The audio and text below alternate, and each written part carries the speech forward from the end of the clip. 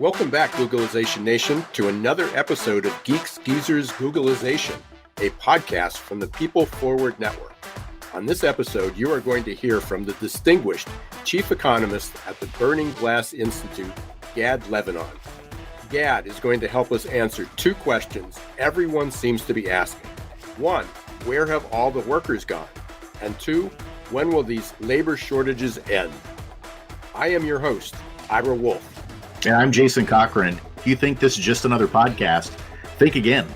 We're the heart and soul of crucial conversations focused on helping you reimagine your tomorrow and exploring the convergence of technology, people, and work.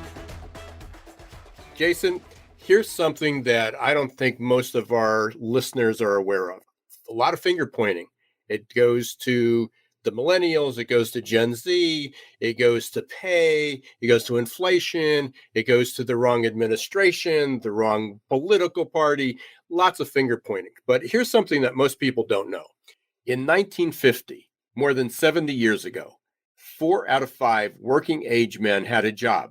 Today, 2022, it's only 3 out of 5. What happened to all these male workers? Where did they go? Well, you can count me as shocked. When you shared that with me, I just did a double take when you sent it to me via email. I was like, is this accurate? I mean, is this true? And I trust it is, but it's just shocking to me. And some of the questions in my mind were, do we have shrinking rates in terms of males in the population? Are males taking up different kinds of work that maybe aren't accounted for by the kind of metrics that are measured in the workforce? Like, is it more gig work? Those were just a couple that came to mind amongst many others. But I'm glad that we have Gad with us today because I'm sure he has the answers, being an expert in this area, to help us understand where have the men gone in the workforce. And I've been saying that, and it's just the tip of the iceberg. I mean, my book, and I always say, if I could figure this out, if I saw the writing on the wall 20 years ago, the perfect labor storm, then it had to be there. And the pandemic, the last 2 years, literally just pulled back a curtain on kind of a failing labor market infrastructure that was out there. Because we've heard about, first it was Gen Z, first it was Gen X, then it was millennials, then it was Gen Z, then it was women, then it was education, and it was one by one, skill gaps, training, work ethic, now caregivers. I mean, there were so many factors. And if there is one person that seems to have a grasp of where everything is, it is our guest today, and that's Gad Levanon. I just want to read this because it's such a distinguished career, and I don't want to miss anything. Just this week, he joined a new nonprofit called the Burning Glass Institute. It's a new venture from Burning Glass Technologies, which is leading. I mean, they just lead on some of the studies and the data and on where our workforce is going. But he just left a distinguished career at the conference board for 18 years, and 18 years is almost an eternity these days, and holding a job like that. There, he was the founder of the Labor Market Institute and the Let Help Wanted online program. His research focused on trends in the U.S. and globally, and he's a regular contributor to Forbes magazine, which most people are familiar with. He also won the Consensus Economics Forecast Accuracy Award for the U.S. economy while he was at the conference board. So everybody needs to pay attention. Let's welcome Gad Levanon to the Geeks, Geezers, and Googlization show. Thank you, Ira and Jason. It's a pleasure to be here. Thanks, Gad. And again, congratulations on the move to Burning Glass. But you got an interesting background too. You didn't start out as a chief economist, right? As a kid, you didn't grow up saying, "What I want to be as a chief economist." I grew up in Israel, but I should say that I kind of very early on knew that I wanted to be an economist. It's kind of the combination of interest in the real world and love of data that is a very good combination in the economics field. We got a burning question, and there's a couple things we want to answer, and we're going to kind of get to these, and one of these we'll get to at the end. But the question is, I was standing in line last night. We went into the city just for kind of a celebration, and on the way out, I was waiting. We were waiting in line to reclaim our car, and the person in front of us was complaining about, they need more workers. Why is it taking so long? And somebody chimed in. I was just an observer. Somebody chimed in and said, well, it's so hard to find people these days. And somebody looked in, oh, there's actually 3 people in there. And then the conversation immediately switched to, well, then they need to train their people better. So it went from, oh, there's not enough people. Oh, there are enough people. Oh, then they're not trained well. People just are pointing fingers all over the place. So one of the questions is, where have all the workers gone? Because we've got, I believe you'll correct me on this. There's 11 million open jobs, but there's only about 8 million people looking for those, ready to kind of fill those. Where's everybody go?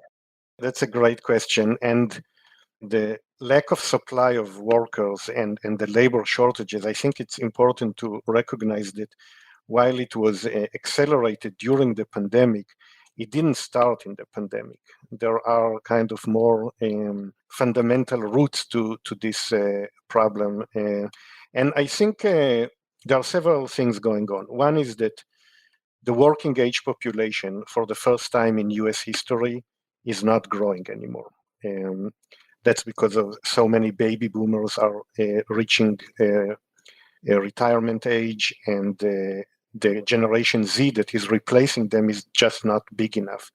And on top of that, there is a big decline in immigration. So just if you look at the number of people, the trend already starts there. And then there are the issues of the labor force participation. And related to your question, the people that do exist, why aren't they working? And I think there are several reasons for that, even before the pandemic.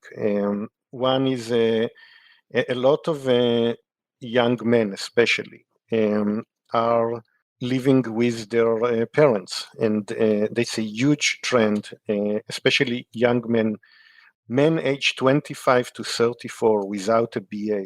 Almost 30% of them are now living at home with their parents. And when you live at home, you don't need to pay bills, you don't have a family to take care of, and the kind of you're less desperate to work. So we've seen a big decline, especially for men without a BA in their labor force participation. That's one thing. Another issue is during recent decades, there was a big increase in the share of people who are not in the labor force due to disability. And part of it is because there was truly a deterioration in health conditions of people, a lot of it related to drug addiction and mental health. But it's also easier now to get disability insurance than it was several decades ago. So those two things are reducing the number of people who are willing to work and or able to work. That's a lot of people. I mean, we're talking about 20% of the male population. I don't have the exact number, but I assume that's somewhere in the neighborhood of like 15 or 20 million people. Well, I think here it's worth clarifying that the numbers that you mentioned are for the entire adult population. So a lot of the decline is simply because there are a larger share of the population is at a retirement age right now. So when we talk about labor force participation, we should kind of separate between the aging of the population and the drop in the labor force participation for the working age. Both those things are happening at the same time. Is there a significant difference with different socioeconomic groups, gender groups, ethnic groups? So the drop in recent decades was much stronger for men than for women, and it was much stronger for people without a BA than for people with a BA. So those are kind of the two main trends in labor force participation. And then I assume with that, it also impacted the Hispanic and the Black groups, since they generally don't get higher education. Right. And there are some groups like Hispanic women that have a lower labor force participation for, I guess, cultural reasons, although there is a strong increase there, but some groups are kind of less attached to the labor force. But all of this is kind of was even before the pandemic. I think once the pandemic hit, there were kind of new reasons for the drop from the labor force. Some people were afraid to get infected. Some people parents had to take care of their kids during school closures. And there was in general, there was a shift towards being more picky or more kind of not taking every job that was there, but being a little more selective about which job to have, but also about whether we should work at all.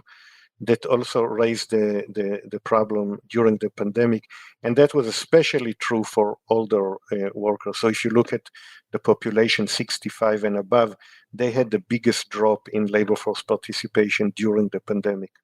So, Gad, are there any short-term solutions to the current labor shortage that you see?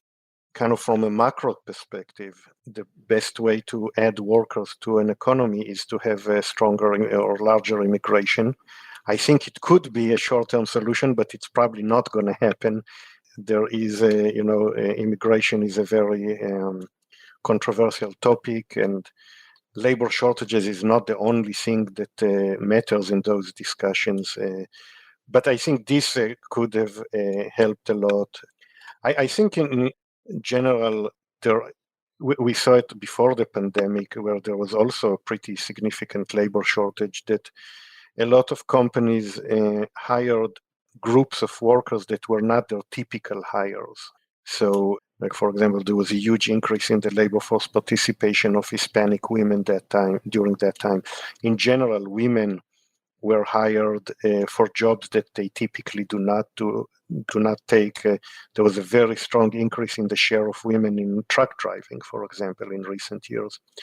There were things like lowering educational requirement in hiring, because if you keep your previous educational requirement and experience requirements, you just are unable to fill those jobs. So we've seen a decline in those requirements. And of course, I think the most kind of straightforward way for a company to deal with labor shortages is to raise pay. And that we've seen big time in the past year. Of course, that raises the inflation question, which we can talk about too as an economist, but there's a couple other things, and we keep glancing over this because we talked about the male participation rate dropping over the last 70 years, and not just in the last 2 years because of COVID.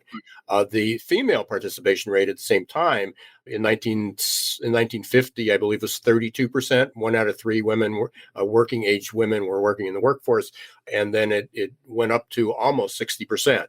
I believe, right before the pandemic, and then it was leveling off, and then it crashed with the she-cession, which many people called it, this exodus. And again, that was partly because people were locked at home, had the kids.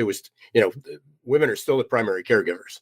Am I correct in that masked that actually masked the problem up until the pandemic? I would say there was a huge increase in the labor force participation of women through the 90s. Started in World War II and through the 90s. Since then, it kind of plateaued, and during the pandemic, it took a big hit, for the reasons you've mentioned.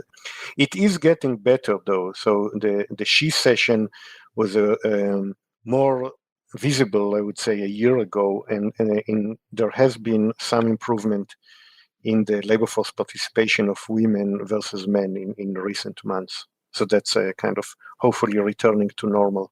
Are there some industries that are being hit hardest and others that you see as, I don't want to say anybody's safe, but safer? Because we have listeners in all different walks of life, in all different businesses. So, who should be most concerned and who at least can take a deep breath for a little bit? So before I get specific, the big picture, I think, and that is something that I've been writing on for several years now, but I don't think it's kind of common knowledge, is that the labor shortage is more noticeable and more disruptive in blue collar and manual services jobs than it is in kind of the highly educated white collar jobs, which is the exact opposite of most decades in the post-war era. And the main reason is that while the number of working age people with a BA is continuing to grow nicely by about 2% a year, the number of people in the working age without a BA is shrinking rapidly. And that's because a larger share of younger people are getting a BA now compared to people who are about to retire. And if you have a BA, you're not being a plumber is not your top choice, or being a truck driver. So the number of people who are willing to take those types of jobs is shrinking, and that led to the blue collar labor shortage before the pandemic, and also adding to the labor shortage now. I think the pandemic added a few special reasons for the kind of the blue collar labor shortage. I think, in terms of risk of getting infected, or risk getting infected while you get to work, that had a much bigger impact on people who actually have to leave home for their job and interact with other people.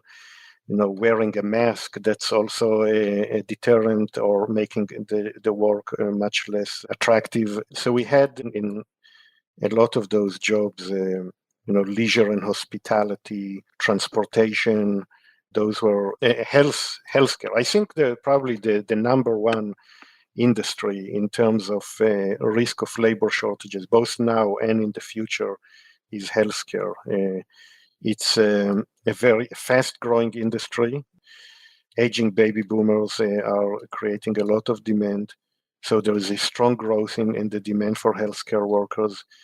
But on the other hand, a lot of people are retiring in those in those industries. And I think the shift to remote work is making that industry somewhat less attractive, because if you're starting your career now and you have a choice between a career where you can work from home and a career where you cannot work from home, healthcare is relatively will become less attractive. Not just healthcare, but also teachers and all kinds of other jobs where you cannot work from home. So I think healthcare it's a very high risk. If you want to be more specific, I would also say, like in tech, in general, there are a lot of people who want to go to tech, so that helps.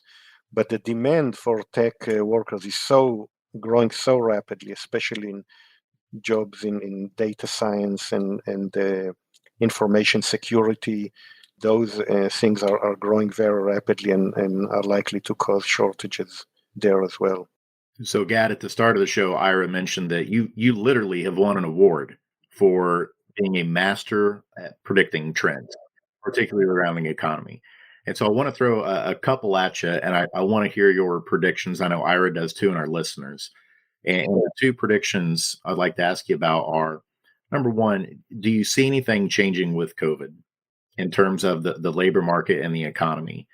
As it's starting to look, we have some glimmers of hope that maybe we're through the worst of it, quote unquote. But do you see an end in sight in terms of the COVID effects for the labor shortage and economy?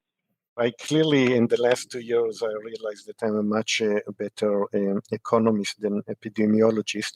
But I do think that the most likely scenario is that the most disruptive part of the pandemic is behind us, and moving forward, it will become less disruptive. More and more people are vaccinated, even though could be much better. Also, treatment is getting better. So I think the most likely scenario is that it will become less disruptive. And that means that a lot of those in-person services industries that were suffered a lot during the pandemic are going to have a very strong recovery in 2022.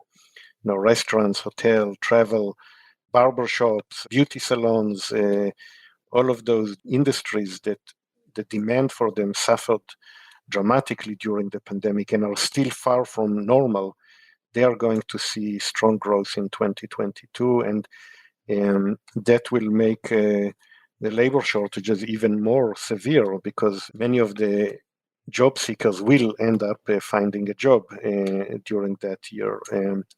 On the positive side, I think a lot of the disruption to the supply of labor will also diminish during that period. So people who are afraid to get infected a year from now are probably going to be less concerned about that. So we could see some return to the labor market. But in general, and I think that's kind of one of the main messages that I think our listeners should take, is that this labor shortage is not 1 year thing that will be over. I think it's the new normal. And the reason is that we are now moving from a pandemic-driven labor shortage to kind of a normal labor shortages that is simply a result of the very low unemployment rate. So we are now at 4%. We could easily be at 3% unemployment rate by the end of the year. And if history is any guide, the unemployment rate continues to go down until the next recession, which could be potentially 5-10 years from now. So I think if you're kind of thinking that, oh, this is just a temporary thing, and 6 months from now we'll have a normal labor market, that's not likely to be the case. And then the second one would be automation. Where do you see some predictions in terms of how automation may come into play regarding the economy and the labor shortage? I think that the potential for automation is probably the number one offset, or that could be the number one offset to the labor shortage. Entering the pandemic, I was not very optimistic about automation, because the decade before the pandemic was the decade with the least automation in US history. Or maybe I'll put it in different words. Automation is strongly related to labor productivity growth, or how much workers could be replaced by technology or by more efficient management or things like that. So labor productivity growth in the decade before the pandemic was the weakest in US history.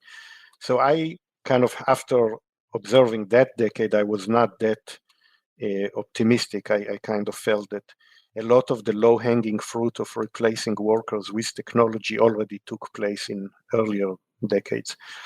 But I think the pandemic, and especially the shift to remote, does open and already led to some improvements that I think we'll get a clearer picture in the next year or two. But to give you an example, before the pandemic, many people did not know how to cash a check remotely, and they had to go to a bank. And now many more know how to do it remotely. So we see commercial banks that they had a big drop in the number of workers there. So I think this kind of digital transformation, not just of companies, but also of consumers and households, is leading to some improvement in that. So I think we will see more pressure and more improvement in automation and labor productivity, but I don't think it will be enough to offset the dramatic demographic trends that we are seeing. You mentioned that the prior decade, it surprised you how much automation may impact us in the future. But for the last 10 years, the last decade, it wasn't as strong as a force. There's a lot of people that may argue with you because they're saying that their jobs were replaced by that, or there's so much technology that they have to learn and do, and things are changing. Can you explain that a little bit, where that comes from? So it is, I would say, right after the financial crisis and the years after that, there was a massive, I would say, industry discussing how in the future many people would not be able to work because there won't be enough jobs, because so many of those will be automated. But that didn't happen. And I think it's not that automation disappeared or replacing workers with technology disappeared. It is continuing to happen all the time, but it just simply much less degree to compare to, let's say, the 90s and the 2000, between 2000 and 2010. Especially in manufacturing, we've seen almost no growth in labor productivity in the decade before the pandemic. But because a lot of the low-hanging fruit of replacing workers with robotics and technology already took place before. Also, you can think of a lot of, I would say, office routine jobs like typists or executive assistants, or a lot of clerical positions that were automated before. So those millions of people lost their jobs until 2010. And after that, there was just simply, it was harder to replace the next worker with technology. I think, as I said, the pandemic and the digital transformation that occurred during the pandemic, I think will give it a boost. But among economists, the kind of the topic of the decline in labor productivity growth was a very important debate in the decade before the pandemic, but it didn't, I guess, reach broader audiences during that time. I know if this question is going through my mind, that's probably going through other people's mind again. And just look inside an Amazon warehouse, and you see all these robots going around. So you're talking about labor productivity, but there was a lot of automation, but it also created new jobs, new opportunity. So yeah, there are still areas like warehousing where there was continued automation. But a lot also of the innovation and new things that came into our life during the past decade were not job killers, in the same way that having a robot replace assembly workers, or in the way that personal computers replaces the work of an executive assistant. A lot of the new technology that came didn't kill jobs. It improved our lives in other ways. There's so many questions that I've got, and I want to ask this again, so we can give a takeaway for the listeners. What do you look at first? I mean, when you want a kind of a quick snapshot of where the labor market's going, where the job market's going, what do you look at first? So I first look at the economy, because the economy is a huge driver of the labor market. When you have strong growth, you have strong job growth. My background is in macroeconomics, and I got into labor only later in my career. So I think that the connection between the economy and the labor market is extremely important. So I start with kind of the economy and the job growth, and then I look at trends in labor force participation and demographics. And demographics is moving relatively slowly, but labor force participation could move more quickly. And kind of the combination of the demand for workers and the supply of workers, if you understand those, you understand a lot of what's happening in the labor market. So one last question on that, and then we're going to kind of go into our lightning round here, kind of wrap things up for you. One of the things that's going on right now is everybody can't wait for the unemployment number to come out, the unemployment rate. Is the unemployment rate more looking in the rear view mirror, or is it a good predictor of where things are going? Luckily, economics is not easy, because otherwise people would just look at the unemployment rate and they wouldn't need me. But so luckily, the unemployment rate is not a perfect measure of kind of labor market tightness. And a good example of that was in the beginning of the current labor shortage, around April, May, June. The unemployment rate was still elevated, but the labor market was extremely tight, because a lot of the people who were counted as unemployed, they didn't really seriously look for a job. There were very high unemployment benefits. They were afraid to get infected, all of the things that we talked about before. So in that example, the unemployment rate was misleading. But luckily, there are a lot of other, not a lot, but there are some other indicators of labor market tightness. I can give a few examples. The NFIB, National Federation of Independent Business, they have good survey a monthly survey that has good questions about labor market tightness. There are some government surveys about the quits rate, for example, or the ratio between job openings and hires, which is also a good measure of labor market tightness. So you could see them and divergence of those measures from the unemployment rate, and you realized, yeah, something is going on here that is not captured by the unemployment rate. So, to a short answer to your question, the unemployment rate is not enough as a summary statistic of the labor market. Thank you. So we got a real quick lightning round here. First question, if you had to pick one word to describe the coming year, what's the word? Recovery. What's the best advice you ever got but ignored? Probably focus learning more how to program. I do know how, but I think like in this day and age, data is such a, and large big data is such a big part of our life and our economist career that if I was a better programmer, I think I would benefit from that. Is there a book that you would recommend that you think everybody should read? Well, my favorite book of all time is there is an Israel. I'm Israeli, and there is an Israeli writer who just passed away a couple of years ago, Amos Oz, and he wrote a book, a story about love and darkness. It's about somewhat biographic. His mother committed suicide when he was a boy, and it's not a happy book, but I think even for non-Israelis, it is an amazing book. And the title of that again was? A story of love and darkness. We have you back. Hopefully it's before next year this time. What will we be talking about? What are you going to be talking about? Unfortunately, we will still be talking about labor shortages. I think one thing, that we didn't talk about today, but, I think that we are now experiencing two, like once in a century trends happening at the same time. The labor shortage is one of them, but the shift to remote work is the other one.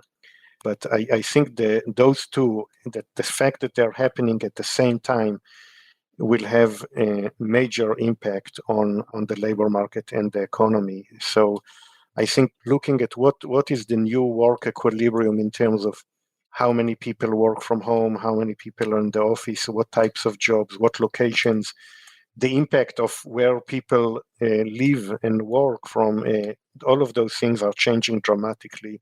Gad, really appreciate that. I know you got an incredibly busy schedule. This has been a really wonderful conversation. People can get in touch with you on LinkedIn and also Burning Glass Institute. Appreciate you taking the time. Thank you for being here. Thank you, Ira and Jason. It was a pleasure.